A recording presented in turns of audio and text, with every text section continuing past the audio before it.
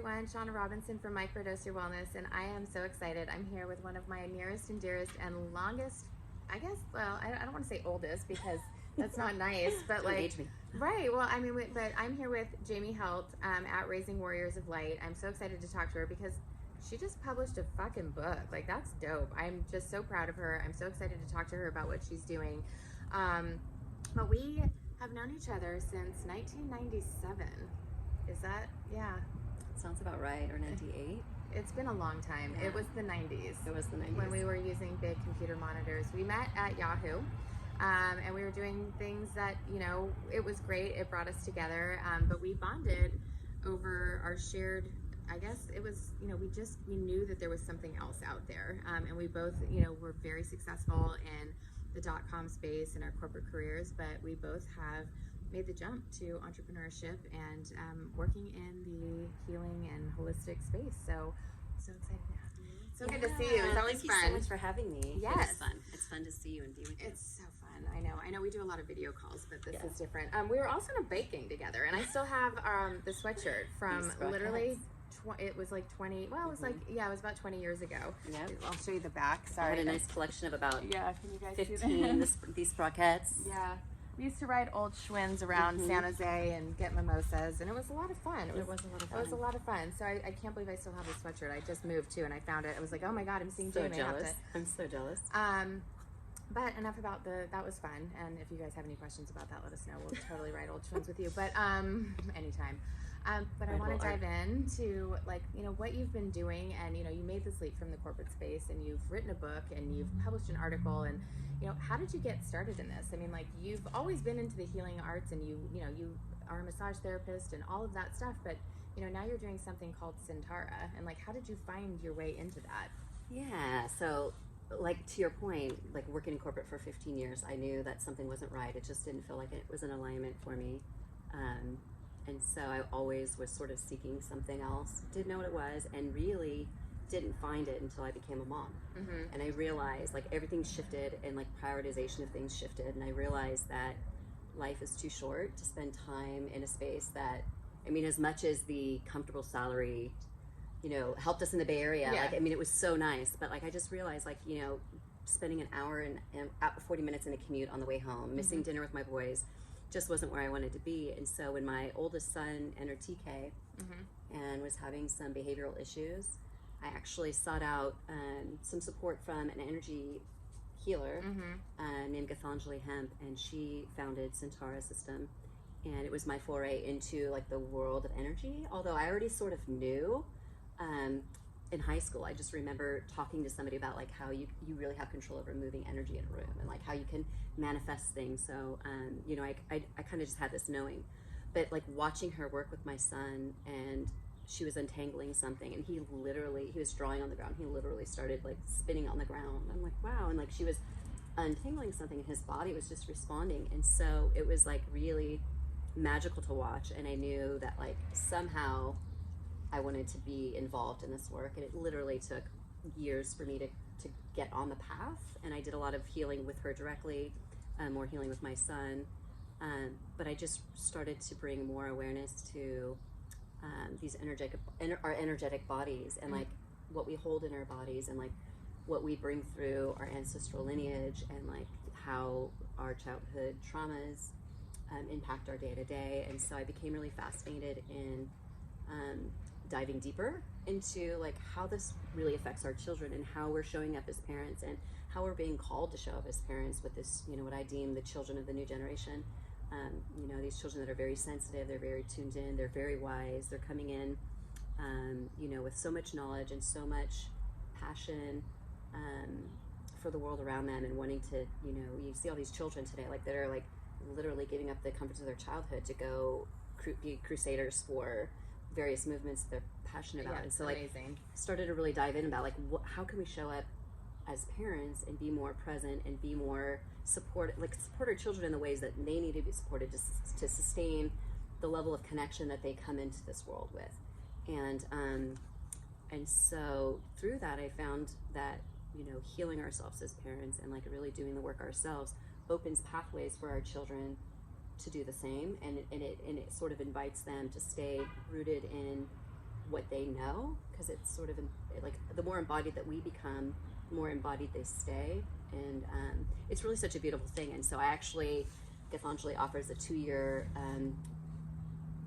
program in energy awareness, and so I studied Centaura, and like we go really deep into like soul lineage, ancestral lineage, relational connections with the world around us, and with one another. And so it just was this fascinating dive. And so now the work that I do with parents is really helping parents become more embodied in who they are, while playing with the energetic dynamics of their families, and like how small shifts and changes can have an impact in their home, and again, really healing and really tending to ourselves so that we can really be present to our children. Because if we have internal noise happening, like from our wounds and our traumas, then it's hard to really tune into like what's happening with our kids. So it's just about really connecting and understanding and having this innate knowing of like what needs to happen in your family, and flowing through life with your family in this really natural, beautiful way. Yeah, and having experienced, you've done energy work on me, and it's amazing because you're able to do it virtually, which I think is wild. Yeah. And it's worked, it's felt, things have shifted, and it's amazing, what you said about, your son, like you actually saw him literally like untangling things. And so I for me, some of the very immediate effects were just like, I felt clearing, and I was able to move through very quickly some of the crap that had been like blocking me, that I didn't even really know was blocking me. Right. What were some of the things that you saw in your son that were like kind of the immediate shift in his behavior with this? Because I think it's so beautiful. The work is incredible. Yeah, thank you. Yeah. I think the immediate shifts, like first of all, just the acknowledgement, like whenever we do energy work or whenever we go into this, he just lights up. And I think it's because there's this wise soul that like, he's like, oh, she sees me. And like, and her it's last about, name is Hemp, which is also really cool. But anyway. Yeah. But it's like, I think first of all, like it's just like our children just recognize the work. And so the immediate changes were like, more spaciousness in his body. And so he didn't get overwhelmed as quickly, because we were dealing with some behavioral stuff, and like and it was really just him getting overwhelmed and then lashing out. And there was just more ease in how he moved. And like, I think, regular energetic work is good for all of us, which we'll get to in a minute, because we'll talk about some of the ways that we can do this with ourselves. But I think just having that spaciousness, and like also some of the release that happens. And again, like when the energy work that I do is really about presencing what wants to be presenced. I don't go searching for things. I don't try to dig things up. It's literally like, okay, what's your intention for today? And like, I felt it for sure. And it what shows do we up. want? Right. It's like, okay, get out of my way. Like, thank you. You've served a purpose, and it's right. Yeah, and it's amazing. So I think again with the children, and with my son in particular, like I think what was wanting to be presenced was presenced, and then it got what it needed in that moment. And so it would help sort of like wane whatever he was feeling, the intensity, and him being an old soul, like he was carrying things in that his little at the time 4 or 5 year old body couldn't comprehend. Right. And so that's why it was so overwhelming, because it's just like, what is this knowledge? Like it doesn't apply to this world the lens that I have right now. So I think it just also helped him make sense of like what he was carrying. That's amazing. I want to shift a little bit. I mean, same topic, but you just wrote a book.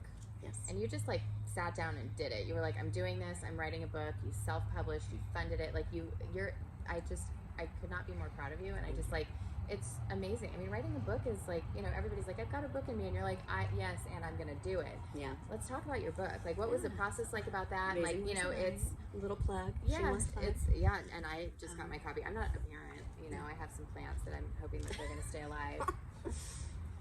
Touch and go. Yeah. It is. I know. I woke up the other morning and I was like, ooh, that plant needs some water. Sorry. I talked to it. Anyway. They love that. Not in the book.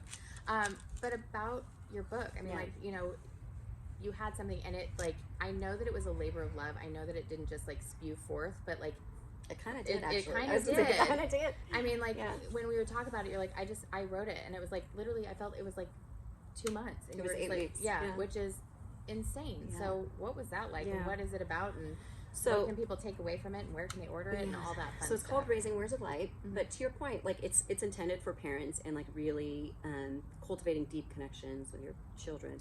but it's really useful for anybody. The first half of the book just talks about the children of the new generation and like what they're bringing to the world, and the second half is really practices for us.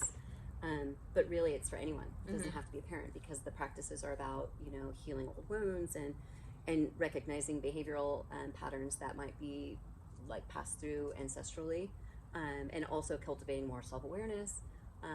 So anyone can use it. And to your point, like I sat down and I literally, it was like a transmission.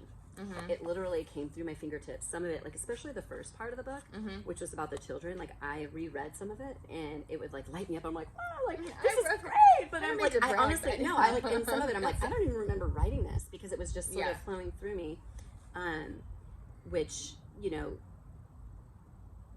I felt pretty amazing, because I think it's in the consciousness, right? It's like, it's in the collective consciousness, and it just, there's a lot of people that are like, are really starting to awaken to different things. And like, so I think it's like, it's kind of alive, and it just needed to be, you know, it brought needed to be birthed. Yes, exactly. So you birthed not only 2 boys, but a book. And so what are some, which is amazing.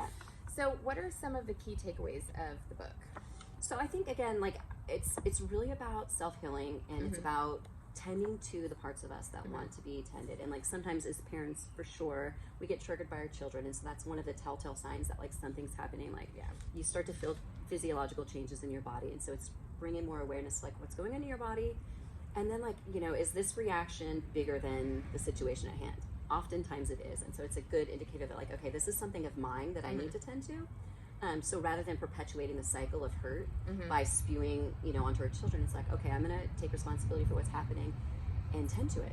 And tending is like really just acknowledging what's coming up. It's about loving on it. Like, you know, there's a child in me, that something that my son is doing is reminding me of a time of hurt, right? And it doesn't, when we talk about childhood trauma, it doesn't have to be some big major, like I was beaten. It could literally be somebody said something to me and my interpretation of it was different than even what was intended, but it caused this little wound. And like, so there's essentially like energy that is trapped in there that's holding this little wound. And there's like a little person in there that's like holding on to it, that might be fear, might be scared, might be embarrassment or frustration, but it's holding on to it. So tending is really like, hey, like, what did you have to say? And like acknowledging, like, I see you and I hear you. So it's seemingly simple work, but it really is hard because we're not used to doing it. And I think like going on the tending topic, and you know, you just wrote your article for Thrive Global, I cannot speak, and it was about micro tending, and you had 5 tips, and you know, as we're wrapping up, you know, and it does speak to, you know, what's in the book, and also just acknowledging, you know, there's hurt, we all carry around shit. We all do. So what are some of the things from that article that, you know, are easy to incorporate for people, that they can take away, that they can just, you know, do kind of today? So I think the first tip is really about focusing on your breath and like noticing what's happening. Like, are you holding your breath? Are you breathing really fast? Like, what's happening with your breath? Because your breath is literally the bringer of life. And so if you can tap in and like really feel where you're at, you know, you can have the opportunity to ground and calm just through your breath. So I always advocate like something that's routine throughout your day, whether it's washing your hands or like, you know, if you're switching tasks, like really using that as an opportunity to, and a reminder, like, okay, let's see where I'm at. Like, oh, I could use some grounding breaths, and like breathing in through your nose, down into your belly, and then out through your mouth. It's a really grounding breath, and it can really shift like everything. Your nervous system. Yeah, your nervous system. Like, it helps to regulate your nervous system and bring calm. So that's one, like just focusing on breath, taking a few deep cleansing breaths. And also if you're stressed, like you can literally breathe in cleansing energy and like exhale any tension that you're feeling, just to kind of, again, shift that. But the more you can visualize it and like really think about like what your intention is with your breath, like the more change you'll notice. It's super easy, something you could do anytime. The second is like, I'm a huge advocate for meditation, and like obviously, you know, maintaining a meditation practice is going to be beneficial for anybody, but for parents, I highly recommend it because it gives us this opportunity to create spaciousness in our bodies, and so that we have more of a tolerance to handle what comes up. But again, everybody needs that. And you know, the type of meditation that I'm speaking about, like you don't have to go get on your meditation pillow and light the incense and like go spend an hour in meditation, like literally 5 minutes, like again, focusing on your breath, because your breath is so instrumental, and it really is.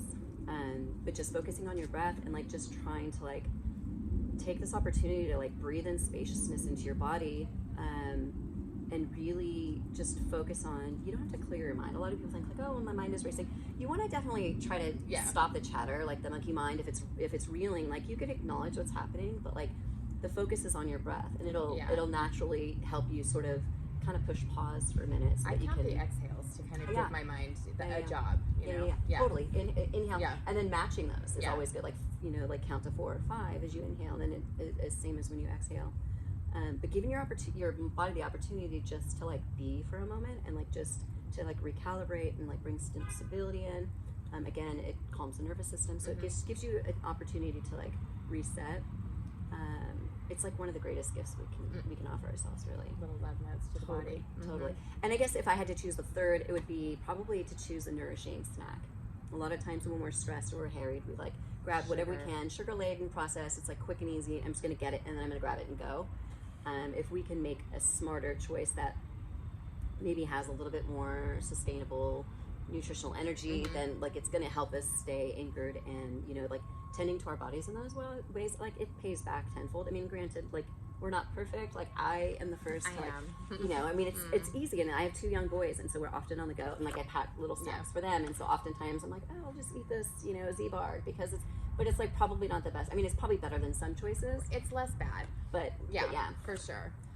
This has been amazing. I could talk I to could you go on forever. I know. I'm like, we could literally talk forever. Totally. We've got 20 some odd years of history, but thank you so much. So 3 things is, your breath is your anchor, both in terms of like getting grounded, doing everyday tasks, washing your hands. For me, it's putting on my makeup when I wear it, so I'm not very grounded. It's hit and miss, guys. 5-minute meditation practice. I think, you can use an app for that. And then also finding a nourishing snack.